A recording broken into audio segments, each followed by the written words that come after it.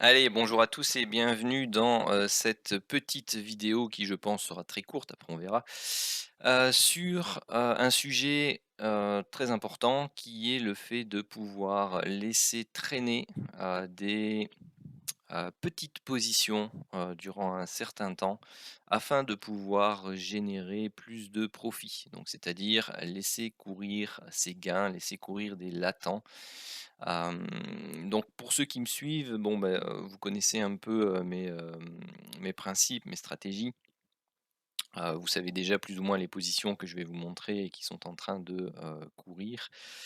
Hem, le message que je veux faire passer, c'est que c'est pas forcément évident à faire tout le temps et au début. Alors ici, pour le moment, on a par exemple des indices, qui sont dans un, trend haussier continu et donc c'est, relativement, on va dire, facile avec l'expérience de pouvoir, faire ce genre de choses.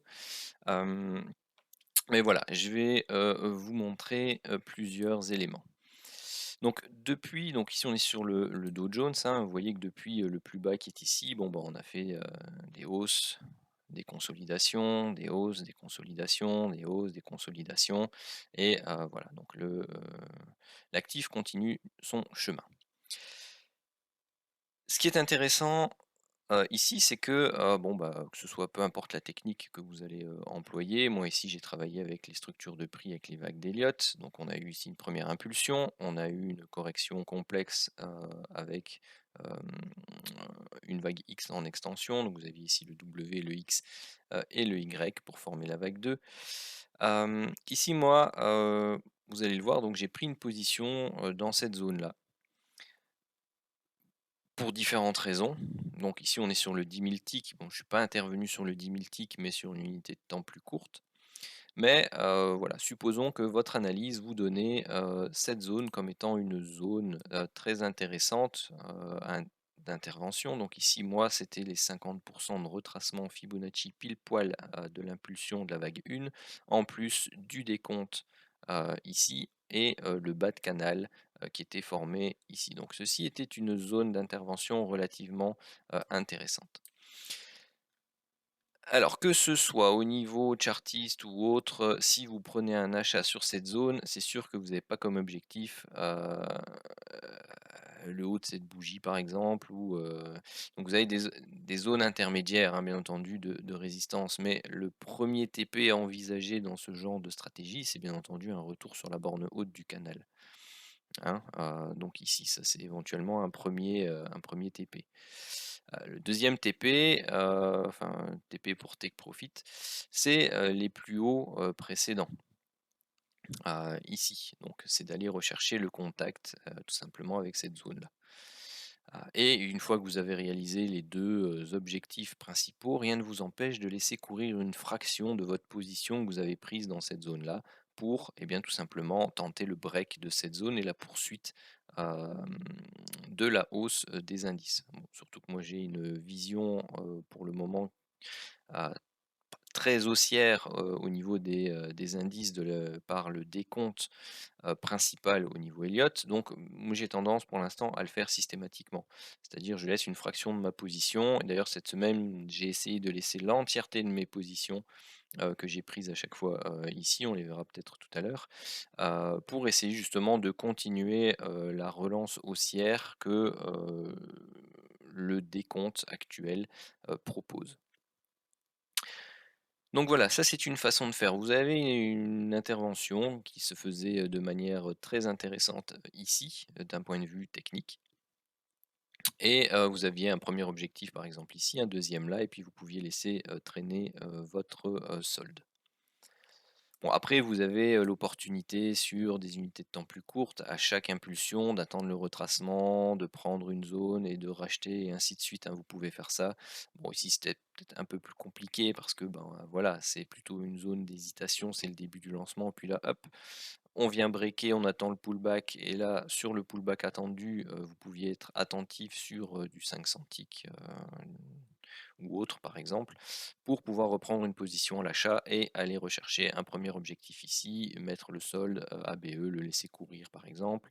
Vous aviez la possibilité ici de travailler pareil, un retracement de cette impulsion-ci et ainsi de suite. Là vous avez le retracement par exemple ici. Donc si je prends la ligne pointillée, je vais vous le mettre en bleu pour que ce soit plus clair ou en rouge. Hop, voilà. Et peut-être en gras, allez. Hop, voilà, comme ça c'est très clair. Vous aviez ici toute cette hausse-ci qui n'avait pas encore été retracée de manière importante. Vous aviez ici une zone chartiste des anciens plus hauts historiques qui était clairement breaké. On est venu retracer ici entre les 38,2 et les 50% qui se trouvent là et on est venu chercher cette zone de support sur laquelle eh bien, vous avez eu ici un gros avalement haussier de 1, 2, 3, 4, 5 chandeliers. Donc c'est même une tasse avec anse à gauche, au double bottom décalé, enfin bref, appelez-la comme vous voulez, mais c'est une figure de retournement sur zone de support important, sur un bas de canal potentiel. Donc vous aviez ici de nouveau des éléments techniques qui vous permettaient, comme ici, de renforcer votre position à l'achat et éventuellement de prendre un premier objectif, un premier TP ici, un deuxième ici. Vous voyez, c'est exactement le même schéma. Vous aviez ici une zone. Hop, de demande de prix ici formée par ce double top décalé et vous aviez la possibilité donc de prendre un premier TP là, un deuxième TP au contact de cette zone et laisser courir une autre partie pour justement jouer le break, un peu comme ici, de cette zone de résistance. Donc voilà, ce qui était, par exemple, possible de faire. Je vous en parle pourquoi? Parce que maintenant je vais vous montrer les positions qui sont en cours et pour que vous ayez une idée de ce que ça représente aussi. Donc moi j'ai pris position, effectivement dans la zone basse qui était là et dans celle-ci. C'est pour ça que j'ai clairement insisté sur ces 2 zones-là, qui étaient des zones vraiment très importantes pour, de l'intraday et éventuellement des, swing traders. Donc la première position, donc le solde qui reste, bon ce sont des tout petits soldes, hein, j'avais pas pris non plus des positions, énormes, mais est à plus de 2 400 points sur le Dow Jones. Donc bon 2 400 points sur le Dow Jones, sur du, à ce moment-là du, 31 000 points. Ça vous fait du, plus, 7-8% de hausse, et ici, bon, ben, on est plus ou moins à 1000 points, sur du, 32 300. Ça vous fait du plus 3%. Donc, voilà, ça vous fait des latents qui sont, pas inintéressants en termes de points et si je vous les montre, donc pour rappel, hein, pour ceux qui me connaissent, bon, bah, je pense que vous savez plus ou moins quel capital je trade. Pour ceux qui ne me connaissent pas, j'ai un capital, moyen que je garde qui est un capital de, 10 000 € et donc juste sur ces 2 positions-là et les 2 petits latents que je laisse traîner depuis, le 1er depuis on va dire début du mois de mars et le deuxième depuis, début de semaine dernière, et bien, ça me fait un latent de, plus ou moins 1 160 €. Alors sur un compte à 10 000 €, ça représente tout de même 11 de plus-value. Donc, il y a 2 messages là-dedans. Le premier, c'est n'hésitez pas quand vous êtes sur des zones relativement intéressantes à faire ce genre de choses. N'ayez pas peur, hein. Je sais que c'est pas évident parce que vous allez voir, à des moments donnés, bah, tout simplement lors de phases correctrices, vos gains, se réduire peut-être à peau de chagrin, puis remonter, puis rebaisser, puis remonter. Ayez une vision plus long terme et des objectifs plus long terme et considérez ces positions-là comme inexistantes. Comme ça, vous n'y touchez plus et vous les laissez tranquillement travailler et aller chercher vos objectifs long terme. Et ça, eh bien, ça vous permettra de, eh bien, justement, pouvoir aller faire heu, de belles plus-values parce que vous allez pouvoir les cumuler donc que ce soit 10 15 20 de vos positions générales, n'hésitez pas à le faire, hem et vous verrez qu'avec le temps, ça vous permettra, d'accroître, heu, plus facilement, votre capital, c'est-à-dire de générer plus de profits. Hem, Pourquoi? Parce que vous voyez ici juste 2 petites positions, vous les laissez traîner, bon, pour celle-ci 1 mois, ici 1 semaine et ensemble pour l'instant elles font 11 de votre capital. 11. C'est parfois ce que des personnes recherchent sur une année. C'est, je crois 20 fois plus que ce que vous rapporte un compte épargne ou, ce genre de choses pour le moment. Hem, mais voilà, il faut pas avoir peur. Considérez que ces positions ne sont plus existantes, laissez-les faire leur vie. Si elles partent, dans le sens que vous désirez, eh bien, c'est très bien, elles atteignent vos objectifs, vous allez faire une plus-value, très intéressante et vous serez très content. Et puis si elles retombent, et que vous faites stopper ABE, c'est pas grave. C'est pas de l'argent que vous avez perdu, hein, puisque, vous ne l'aviez pas pris. C'est du latent. Ça ne, va pas venir gruger votre, compte, parce que, eh bien, tout simplement, ça va pas être débité de votre compte. Mais ça, ça vous permettra tout simplement, avec le temps, eh bien, de générer plus de, profits. Et ça permet aussi à certaines personnes qui sont pas forcément habituées à faire du swing trading, eh bien, tout doucement à commencer à s'habituer psychologiquement aussi à laisser, des positions courir plus longtemps. Je sais que, pas mal de monde, pratique l'intraday parce que, voilà, psychologiquement, c'est difficile de laisser courir, une position, le soir, le week-end, hem, parce qu'il peut y avoir des news, les news peuvent faire décaler des marchés, ce genre de choses ou les actions, c'est pareil, hein. Mais vous verrez qu'avec, l'habitude, bon après, vous avez vos stops, hein, de protection. Par exemple ici, bon, bah, je ne l'ai pas encore changé parce que je l'avais passé de BE à plus 600 points. Voilà, s'il y a un gap baissier, ici on est à plus de 1000 points, il va pas gaper, de 1000 points. S'il gape de 1000 points, c'est une petite position, je veux dire, vous n'allez pas non plus ruiner votre compte. Le Dow Jones va pas se crasher et être à zéro du jour au lendemain. Enfin, ou alors, guerre nucléaire, mondiale,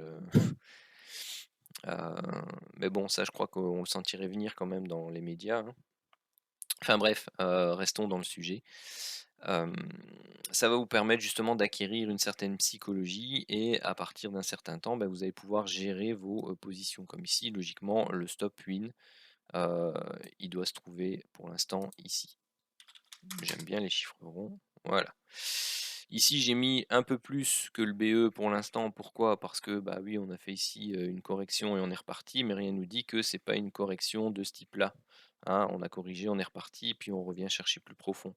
Donc, ici, on pourrait, avoir une hausse, une correction, on part et puis on revient chercher plus profond aussi. Donc pour l'instant, il reste à BE et une fois que toute cette structure qui va se développer là, bon, bah, si on vient continuer à pousser, et que la distance est suffisante, bah, oui, je vais remonter celui-ci, à ce niveau-là pour, sécuriser une partie de mes gains.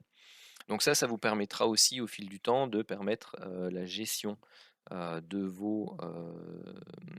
vos gains par rapport aux creux, majeurs. Vous voyez comme celui-ci, c'est un creux majeur par rapport à toute cette hausse et puis là, bah, on repart et là on break les plus hauts.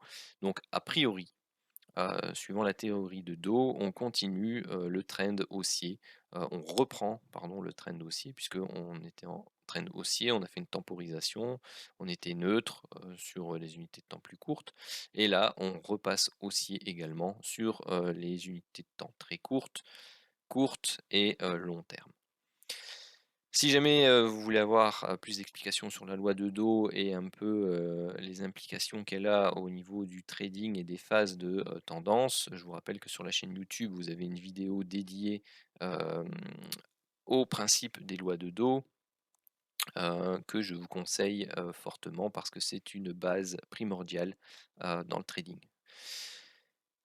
Et je crois que c'est à peu près tout ce que, je voulais, vous dire. Donc par exemple ici si on prend, je vais le mettre en hebdomadaire, bon voilà, si on prend, vous voyez j'ai pas de TP, placé ici en haut pas pour l'instant.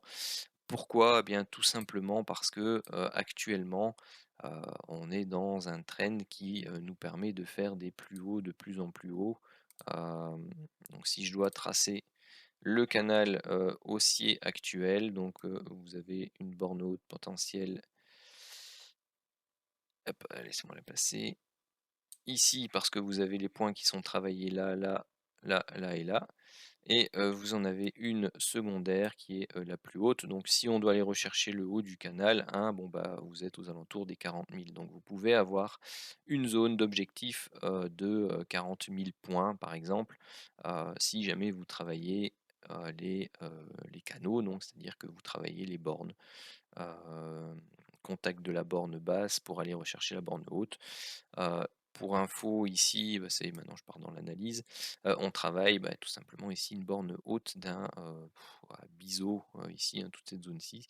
Donc il faudrait très clairement accélérer et s'en extraire, la semaine prochaine, ou la semaine d'après et ne plus trop, traîner dans cette zone parce que vous voyez que le premier point à breaker pour retourner la tendance, c'est là où, j'ai mon deuxième trade, pris et c'est là où j'ai mis mon, stop win. Donc si on vient à, décaler et à breaker d'ailleurs le stop win, je vais le laisser non pas à 80,